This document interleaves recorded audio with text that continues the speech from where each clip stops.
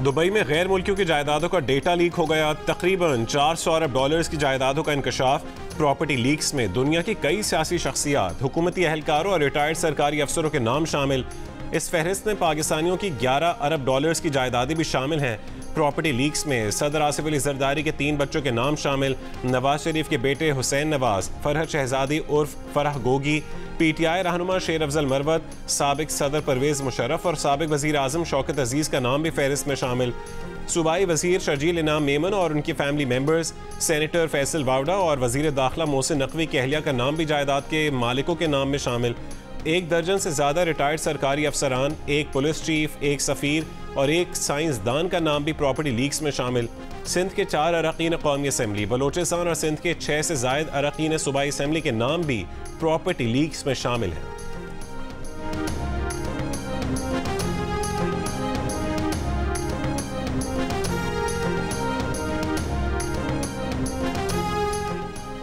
Property leaks पर रद्दअमल में वफाकी वजीर दाखिला मोहसिन नकवी ने कहा है कि दुबई में 2017 में जायदाद अहलिया ने खरीदी। इलेक्शन कमीशन ऑफ पाकिस्तान में निगरान वजीर आला पंजाब की हैसियत से जमा कराए गए गोशवारों में भी उस जायदाद को डिक्लेयर किया। 1 साल कबल जायदाद को फरोख्त कर दिया था। फरोख्त करदा जायदाद की रकम से चंद हफ्ते कबल एक और प्रॉपर्टी खरीदी। तहरीक इंसाफ के साबिक रहनुमा फैसल वावडा ने कहा है कि प्रॉपर्टी लीक्स में सब पर नाजायज का ठप्पा लगा दिया गया, उनकी जायदाद डिक्लेयर है। शेर अफजल मरवत ने कहा है कि वह दुबई में अपार्टमेंट के मालिक हैं। ये प्रॉपर्टी FBR इलेक्शन कमीशन में 6 साल से डिक्लेयर्ड है। प्रॉपर्टी लीक्स की फहरिस्त के मुताबिक 17,000 पाकिस्तानियों के पास दुबई में 23,000 जायदादें हैं। तकरीबन 400 अरब डॉलर्स की जायदादों में से पाकिस्तानी शहरियों का जायदादें कुल मालियत का 2.5% है।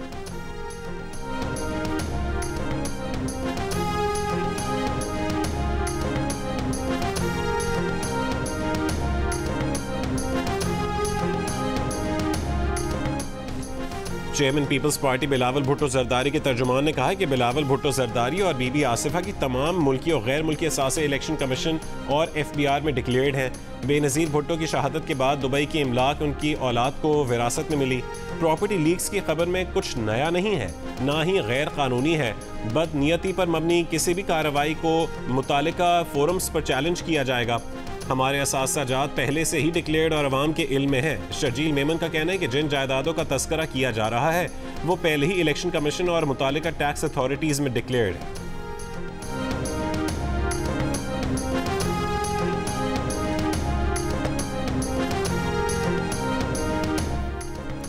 दर्जन भर retired army generals, 2 retired air vice marshals, 1 हाजिर सर्विस IG पुलिस ब्यूरोक्रेट्स की भी दुबई के पॉश इलाकों में जायदादें निकल आईं। प्रॉपर्टी लीक्स के डेटा के मुताबिक साबिक army chief general retired Pervez Musharraf और उनकी अहलिया दुबई में 3 जायदादों के मालिक हैं। दुबई में जायदादें रखने वालों में परवेज मुशर्रफ के military secretary lieutenant general Shafaatullah Shah, DGC major general retired Ehtisham Zameer, lieutenant general retired Mohammad Akram, lieutenant general retired Alam Jan Masood के नाम भी शामिल हैं। Major general retired Ghazanfar Ali Khan, major general retired Raja Mohammad Arif Nazir भी बैरून मुल्क जायदादों के मालिक। Major general retired Mohammad Farooq, major general retired Najmul Hasan Shah, major general retired Anees Bajwa की अहलिया के नाम भी प्रॉपर्टी लीक्स में शामिल हैं। पाक फ़ज़ाइया के 2 साबिक air vice marshal Salim Tariq और खालिद मसूद के नाम भी प्रॉपर्टी लीक्स में शामिल हैं। आज़ाद जम्मू कश्मीर के IG पुलिस डॉक्टर सुहेल हबीब ताजिक भी बैरून मुल्क जायदाद के मालिक हैं। OGDC के साबिक चेयरमैन जाहिद मुजफ्फर और PCST के चेयरमैन अनवारुल हसन गिलानी के नाम भी प्रॉपर्टी लीक्स में शामिल हैं।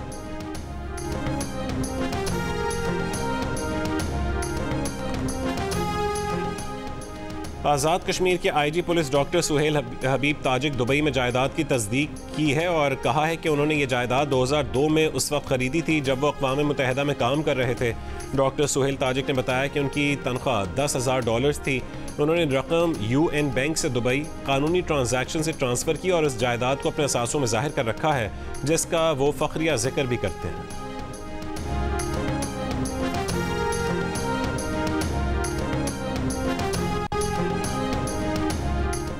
प्रॉपर्टी लीक्स में भारतीय शहरी दुबई में जायदादें खरीदने वाले गैर मुल्कियों में सबसे आगे 29,700 भारतीयों की दुबई में 35,000 जायदादें हैं। भारतीयों की दुबई में जायदादों की मालियत तकरीबन 17 अरब डॉलर है। 19,500 बरतानवी शहरियों की दुबई में 22,000 जायदादें हैं। बरतानवी शहरियों की दुबई में खरीदी गई जायदादों की मालियत 10 अरब डॉलर है। 8,500 सऊदी शहरियों ने दुबई में $8.5 अरब की 16,000 जायदादें खरीद रखी हैं।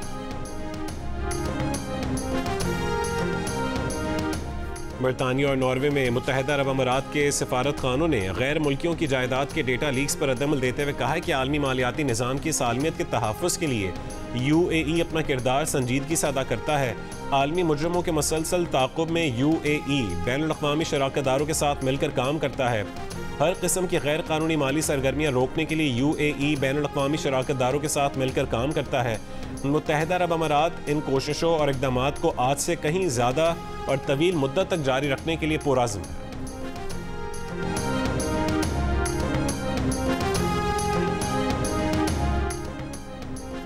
पाकिस्तान से बाहर जायदाद खरीदना गैर कानूनी नहीं। बहुत से लोगों ने बैरून मुल्क काम के दौरान या अपनी टैक्स शुदा आमदन से ही जायदादें खरीदी होती हैं। ये इस मुल्क के टैक्स हुक्काम का काम है वो जायदादों की कानूनी हैसियत का जायज़ा ले। दुबई इस्लामी दुनिया में तरक्की और जिद्दत की अलामत है। मुतहरिक कारोबारी मराकज़ और बिजनेस दोस्त माहौल न सिर्फ लाखों पेशावर और कारोबारी अफराद को दुबई की तरफ मुतवज्जे करता है बल्कि सरमायाकारी की हौसला अफजाई करता है। हर बड़े आलमी शहर की तरह दुबई में भी कम्युनिटी के कुछ लोग ज़ाती फ़ायदे के लिए क़वानीन का गलत इस्तेमाल करते और निज़ाम का इस्तेहसाल करने की कोशिश करते हैं। उनके ये इक़दामात शहर की मजमूई अज़मत या इक़दार या फिर उसकी हुक्मरानी की अक्कासी नहीं करते।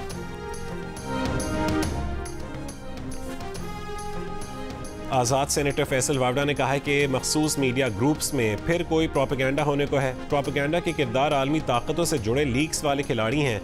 इस प्रोपेगेंडे में मुमकिन तौर पर अहम शख्सियात की प्रॉपर्टी से मुतालिक गुमराहकुन तफसीलात बताई जाएंगी। एक मखसूस तबके को क्लीन चिट देने का फरमाइशी प्रोग्राम भी बनाया गया है। फैसल वावडा ने यह सवाल उठाया कि क्या आने वाली इस मुहिम का हदफ SIFC और दोस्त मुल्कों की सरमायाकारी है? क्या आज़ाद कश्मीर में होने वाली मनसूबाबंदी और इस खेल के खिलाड़ी एक ही हैं? इस प्रोपेगेंडा मुहिम का हतमी हदफ कौन है? वक्त आने पर सब बताएंगे।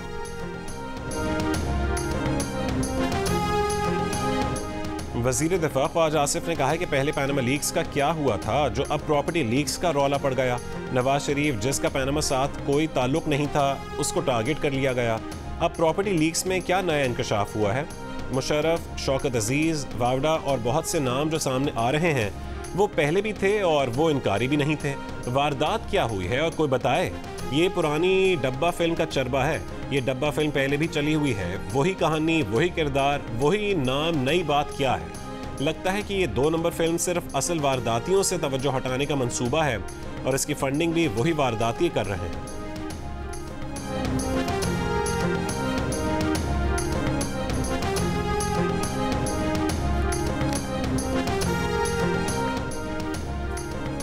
ऑडियो लीक्स केस में सिक्योरिटी एस्टैब्लिशमेंट के आला अफसरान की जानिब से पैगाम मिला कि पीछे हट जाओ। इस्लामाबाद हाई कोर्ट के जस्टिस बाबर सत्तार का चीफ जस्टिस आमिर फारूक को खत बताया कि पैगाम दिया गया कि सर्वेलेंस के तरीक़ाकार की स्क्रूटनी से पीछे हट जाओ। जस्टिस बाबर सत्तार ने खत में कहा कि बदनीयती पर मबनी मुहिम का फोकस अदालती कार्रवाई को मुतासर करने का धमकी आमेज़ हरबा लगता है। उन्होंने ऐसे धमकी आमेज़ हरबे पर कोई तवज्जो नहीं दी। उन्हें नहीं लगा कि ऐसे पैगामात ने इंसाफ की फरहमी में नुकसान का खतरा पैदा किया हो। ऑडियो लीक्स केस में मुतालिका वजारतों, regulatory bodies, ISI, IB, FIA को नोटिस किए। अदालत ने PTA और पैमरा को भी नोटिस किए थे।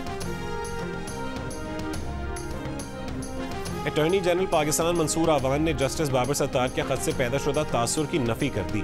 कहा कि किसी रियासती इदारे के किसी अफसर ने बराह रास्त ना राबता किया ना वो कर सकते हैं। दरख्वास्त की गई थी कि सर्वेलेंस से मुतालिक मामलात पर ब्रीफिंग इन कैमरा की जाए। खत अटॉर्नी जनरल ऑफिस से भेजा गया था। बदकिस्मती से तासुर कुछ ऐसा लिया गया कि केस का फैसला किसी एक रुख पर कर दिया जाए। ऐसा नहीं था। रियासत की कुछ हसास मालूमात होती हैं। हसास मालूमात के हवाले से अटॉर्नी जनरल या एडवोकेट जनरल राबता करते हैं। वफाकी वज़ीर कानून आज़म नज़ीर तारड़ का कहने कि ऐसा तासुर पैदा किया गया जैसे अदलिया में मुदाखलत है। 6 जजेस के खत पर कमीशन इसलिए बनाया गया था कि दूध का दूध और पानी का पानी हो। अटॉर्नी जनरल ऑफिस ने अदालत से हसास इशूज़ पर इन कैमरा समाअत की दरख्वास्त की। पब्लिक ऑफिस होल्डर्स की शहरियत, टैक्स तफसीलात, सफ़र वगैरह सब के सामने होने चाहिए। हमारी ये सारी चीज़ें वेबसाइट पर लगी होती हैं। वफाकी वज़ीर इत्तलात ने कहा है कि किसी ने यह पैगाम नहीं दिया कि आप पीछे हट जाएं, सिर्फ इन कैमरा समाअत की दरख्वास्त थी। अटॉर्नी जनरल रियासत के नुमाइंदे हैं, उनकी दरख्वास्त पर हक़ाइक़ से हटकर ख़त लिखा गया। इस मामले को इतना आगे मत लेकर जाएं, बात समझिए, यह कौमी सलामती का मामला है। कौमी सलामती के मामलात को इस तरह खतूत के जरिए उजागर नहीं करना चाहिए। सोशल मीडिया पर है कि लोअर जुडिशरी के जजेस ने चीफ जस्टिस को खत लिखा है, उस पर बात होनी चाहिए। लोअर जुडिशरी के जजेस को बुलाकर उन पर दबाव डाला जाता है, सख्त जबान के साथ कहा जाता है कि फलां केस में फलां फैसला करना है। जस्टिस बाबर सत्तार की ज़ाती खुफिया मालूमात या तो स्टेट के इदारों को हैक करके हासिल की गई या स्टेट के इदारों ने इस मालूमात को लीक किया है, और ये बात मालूम करना कोई मुश्किल नहीं, कोई रॉकेट साइंस नहीं है। जस्टिस बाबर सत्तार की फैमिली की खुफिया मालूमात लीक करने पर तौहीन अदालत केस में इस्लामाबाद हाई कोर्ट के जज मोहसिन अख्तर कियानी के रिमार्क्स, कहा कि ISI, IB, PTA के किरदार को देखना है। अभी किसी में जरूरत नहीं है कि जज को अप्रोच करे, कोई अप्रोच करने की कोशिश भी करेगा तो हाई ऑफिस तक तौहीन अदालत कार्रवाई होगी। जस्टिस मोहसिन अख्तर कियानी ने स्टेट काउंसिल से कहा है कि तौहीन अदालत की कार्रवाई शुरू करने जा रहे हैं।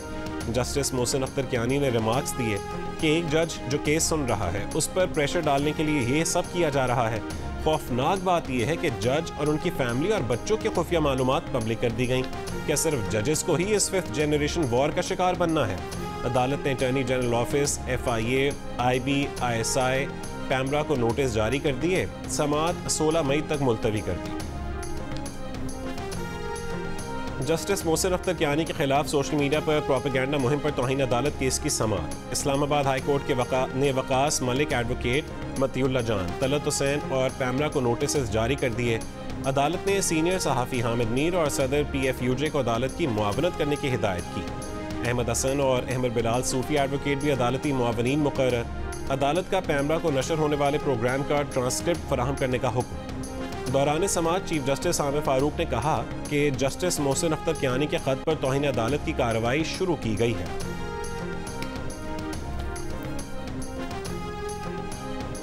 सिक्योरिटी फोर्सेस का जिला योब में खुफिया इत्तलात पर ऑपरेशन, 3 दहशतगर्द हलाक, असलहा, गोला बारूद और धमाका खेज मवाद बरामद। फायरिंग के तबादले में मेजर बाबर खान शहीद हो गए। ISPR के मुताबिक शहीद मेजर बाबर खान दहशतगर्दों के खिलाफ ऑपरेशन की क़यादत कर रहे थे। 33 साल के शहीद मेजर बाबर खान का ताल्लुक मियांवाली से।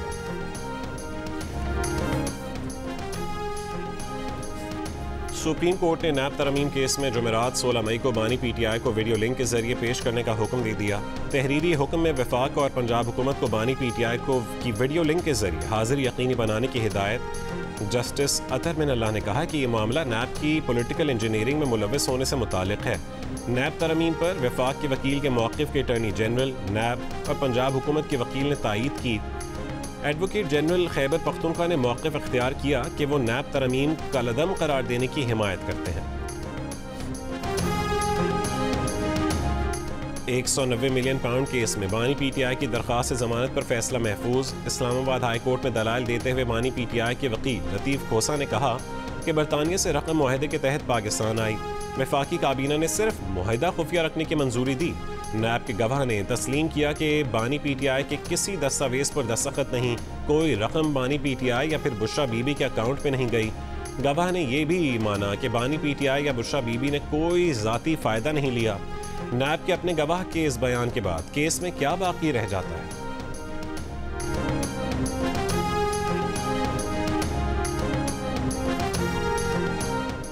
बिजली और आटा सस्ता होने और अफसरान की मुराद में कमी के लिए जुडिशल कमीशन के नोटिफिकेशन के बाद आज़ाद कश्मीर में 5 रोज से जारी हड़ताल खत्म, दुकानें खुल गईं, अवाम खुश। वज़ीर आज़म पाकिस्तान के शुक्रगुजार। मुजफ्फराबाद में ट्रैफिक और मामूलात ज़िंदगी बहाल। लॉन्ग मार्च के शुरका की अपने इलाकों में वापसी। जहाँ बहक 3 अफराद की याद में सोग, तालीमी इदारे बंद।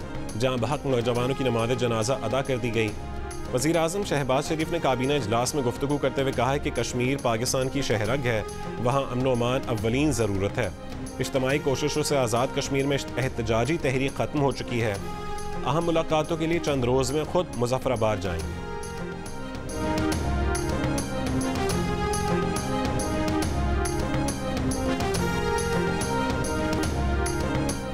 27 मई तक नॉन फाइलर्स की मोबाइल फ़ोन सिम्स ब्लॉक न की जाएं। इस्लामाबाद हाई कोर्ट ने मोबाइल फ़ोन कंपनी की दरख्वास्त पर हुक्म इम्तना जारी कर दिया। मोबाइल फ़ोन कंपनी के वकील सलमान अकरम राजा ने कहा है कि कानून में तरमीम आइन के आर्टिकल 18 में कारोबार की आज़ादी के बुनियादी हक़ के मुनाफी है। आइन में दिए गए बुनियादी हुकूक से मुतसादिम कोई कानून साजी नहीं हो सकती। हुकूमत कानून में तरमीम से लोगों के मोबाइल फ़ोन सिम्स ब्लॉक करने का इख्तियार नहीं ले सकती। 5 लाख से ज़ायद सिम्स ब्लॉक होने से सालाना 100 करोड़ रुपए का नुकसान होगा।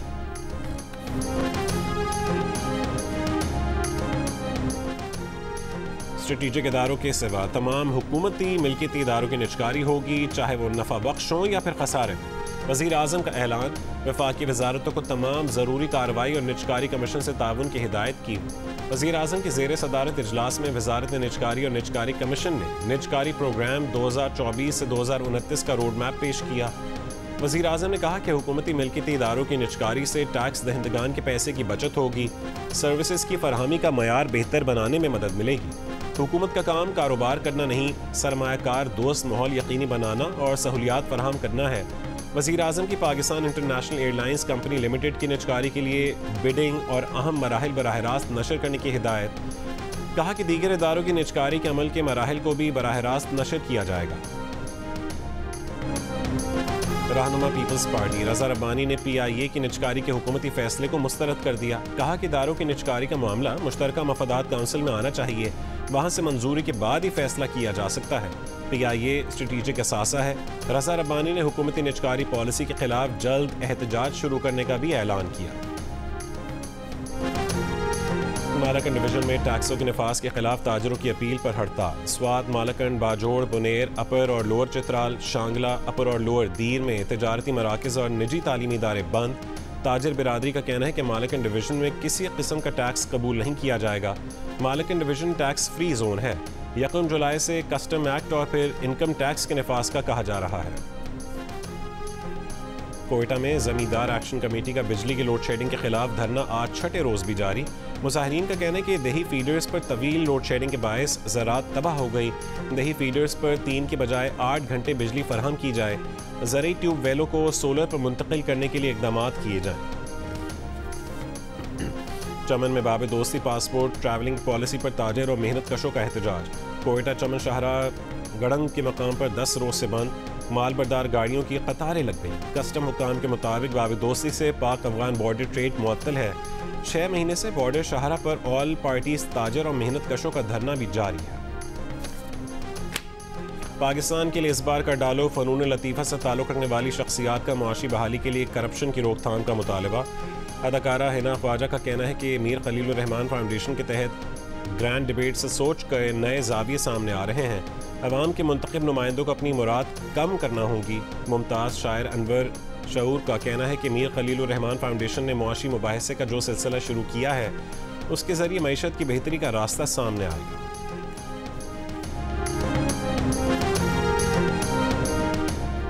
इसराइली फ़ौज की जबालिया और नसायरात कैंपों पर हमले। रिहायशी इमारतों, पनाहगज़ीन स्कूलों पर बमबारी। गुज़िश्ता 24 घंटों में 80 से ज़्यादा फ़लस्तीनी शहीद।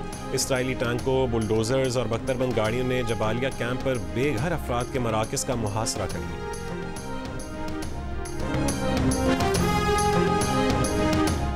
तीसरे T20 में पाकिस्तान ने आयरलैंड को 6 विकेट से हरा दिया। पाकिस्तान ने हदफ बासानी 17 ओवर में हासिल कर लिया। बाबर आजम ने 75, मोहम्मद रिजवान ने 56 रन बनाए। शाहीन आफरीदी ने 14 रन देकर 3 विकेटें हासिल की। पाकिस्तान ने आयरलैंड के खिलाफ T20 सीरीज 2-1 से जीत ली।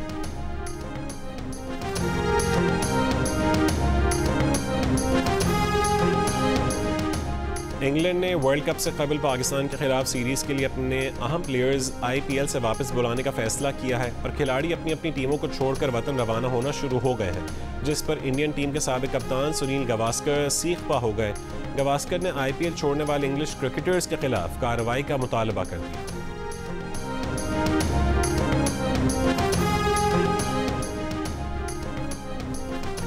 पाकिस्तान की वेरोनिका का पावर लिफ्टिंग में बेहतरीन पावर का मुजाहरा। हांगकांग में होने वाली Asian university cup power lifting championship में गोल्ड समेत 5 मेडल्स जीतकर पाकिस्तान का परचम बुलंद किया। वेरोनिका कहती हैं कि वो अपने मेडल्स वज़ीर आला पंजाब मरियम नवाज शरीफ के नाम करती हैं।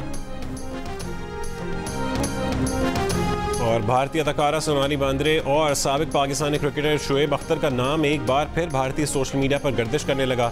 एक इंटरव्यू में सोनाली बेंद्रे से सवाल हुआ कि क्या शुएब अख्तर उनको पसंद करते थे। सोनाली ने कहा कि इस बारे में सही से इल्म नहीं, जाली खबरें पहले भी होती थीं और अब भी हैं। शुएब अख्तर पहले भी वाज़े अंदाज में तमाम बातों की तरदीद कर चुके हैं कि वो सोनाली बेंद्रे से ना कभी मिले ना उनके मद्दाह रहे।